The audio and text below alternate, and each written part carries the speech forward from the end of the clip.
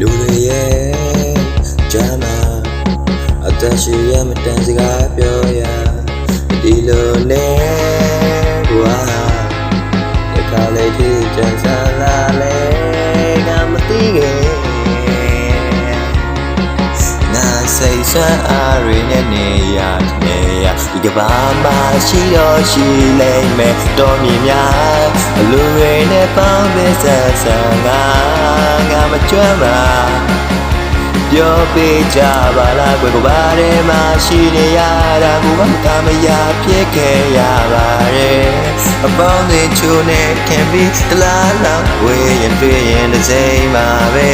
ငါလုံးတွေမှာဆိုလဲနှုံအားနဲ့အကုန်ထားကြွားတဲ့ချိန်ဆိုမိုင်းကုတ်ပဲနဲ့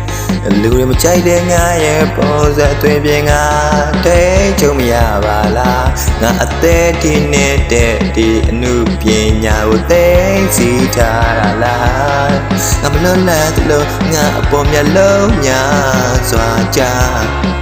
ငါထူးဆန်းတဲ့လူတယောက်လားတီးလို့ရပါမလားနေတိုင်းငါတမန်နဲ့အလိုလိုနေစိတ်ရှုံးရတာများလူတွေနဲ့နေတာငါတမန်နဲ့အလိုလိုနေစိတ်ရှုံးရတာများငါဒီကိုငါမသိခဲ့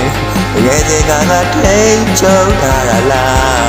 ရဘူးလို့ငါကြိုးကြောင်းအောင်နေခြင်းနဲ့ထိတ်ချုံမိတာများ